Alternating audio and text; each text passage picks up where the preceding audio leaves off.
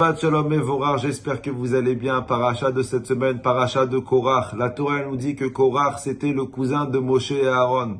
Korach c'était un très grand tzaddik. Minosé et Aaron, la Torah nous dit comme quoi il portait l'arche de l'alliance. Imaginez-vous la sainteté de ce bonhomme. Il porte l'arche de l'alliance où se trouve à l'intérieur l'étape de la loi. La Torah nous dit aussi que Korach, il n'était pas seulement tzaddik, il était extrêmement riche. Il avait 300 ânes, je répète, 300 ânes qui portaient les clés de ses coffres. Imaginez-vous le nombre de coffres qu'il devait avoir. Et c'était le Jeff Bezos, le Elon Musk du désert. Il était milliardaire. Pas seulement ça, il n'était pas seulement riche et tzaddik, il était marié avec une femme exceptionnelle. Il avait des enfants d'exception. Sur le papier Korach, il avait tout pour être heureux. Il avait tout pour avoir une vie magnifique. Mais malheureusement, vient la Torah nous dit comme quoi Korach il s'est rebellé contre Moshe Rabbeinu et il a entraîné dans sa rébellion avec lui 250 tzadikim et le peuple d'Israël. Il a voulu faire un coup d'état et renverser Moshe Rabbeinu et prendre la place de son frère Aaron. Je vous pose une question. Comment Korach a tourné? Pourquoi Korach il s'est rebellé contre Moshe Rabbeinu? Quoi, il n'a pas trouvé une idée plus pourrie que de se rebeller contre Moshe Rabbeinu, contre la personne qui t'a sorti d'esclavage? Pourquoi? Qu'est-ce qui te manque? Qu'est-ce qui te manque pour te rebeller contre Moshe Rabbeinu? Et vient Rashi nous dire deux mots. Rashi nous dit Korach, Aino et Ato, ses yeux l'ont trompé. Ça veut dire quoi ses yeux l'ont trompé? La Torah nous dit que malgré toute la richesse que Korach il avait, malgré tous les honneurs que Korach il avait, il voulait toujours plus. Plus de richesse, plus de pouvoir, plus d'orgueil, plus de respect. Et une personne qui veut constamment plus, vient le Zohar HaKadosh te dire, non seulement qu'il finira par perdre ce qu'il a, mais il n'aura jamais ce qu'il veut avoir. L'erreur de Korach, c'est qu'il ne s'est pas satisfait de ce qu'il avait. Il voulait encore plus, il voulait le monde entier. Et une personne qui veut le monde entier, il risque même de perdre sa maison. Entre nous, combien de personnes ressemblent à Korach? Moi le premier. Baruch Hashem, remarque, on est marié, on a des enfants, on a des parents, on a un travail. Mais il nous manque toujours quelque chose. On profite jamais pleinement de la vie.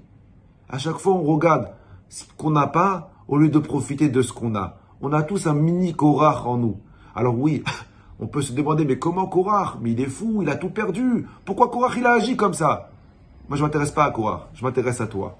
Tu ne remarques pas que tu agis comme Korach toi aussi, que tu as tout pour être bien, mais que tu cherches ce que tu n'as pas afin de ne pas être bien. Vous savez, il y a une Mishnah dans Pirkei Avot qui dit Benzoma Omer, Benzoma il dit Ezeu Ashir Asamer Bechelko. Qui est l'homme riche? C'est quoi la vraie richesse aux yeux d'Hachem?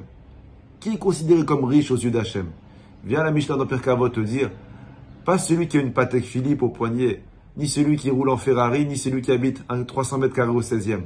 Ezeu Ashir, qui est l'homme riche, Asamer Bechelko, celui qui est heureux de son sort. Alors oui, je suis ambitieux, je veux plus. Mais je suis heureux aujourd'hui de ce que j'ai. Parce que si Hachem, à l'heure où je te parle, il m'a donné que ça, c'est qu'Hachem pense que je peux être heureux avec ce que j'ai. À Shirout, la vraie richesse, c'est pas d'avoir ce que je veux avoir. La vraie richesse, c'est d'apprécier ce que j'ai. Ashir, le riche, c'est les initiales de Enaïm, Shinaïm, Yadaïm, Raglaïm. Les yeux, les mains, les pieds et les dents. Une personne qui voit, une personne qui entend, une personne qui bouge, une personne qui respire, une personne qui est en bonne santé. C'est ça la vraie richesse. Et Zéou Hachir qui est l'homme riche, la personne qui remercie Hachem d'être en bonne santé. Parce qu'il n'y a pas de plus grande richesse au ciel, ni sur terre, et sur terre que la santé. La santé, c'est la plus belle des richesses qu'il peut y avoir. Comment tu peux te plaindre que tu n'es pas marié, ou que tu n'as pas d'enfant, ou que tu n'as pas d'assa? Alors oui, tu peux te plaindre. Mais tu es en bonne santé. Tu as tout pour être bien. Focalise sur ce que tu as. Apprécie ce que tu as. Au lieu de regarder constamment ce que tu n'as pas. De la paracha de cette semaine, on apprend la leçon. Celui qui est heureux de ce qu'il a, c'est lui le vrai riche. Bracha v'atzlacha à vous et toute votre famille. À la semaine prochaine si Dieu veut.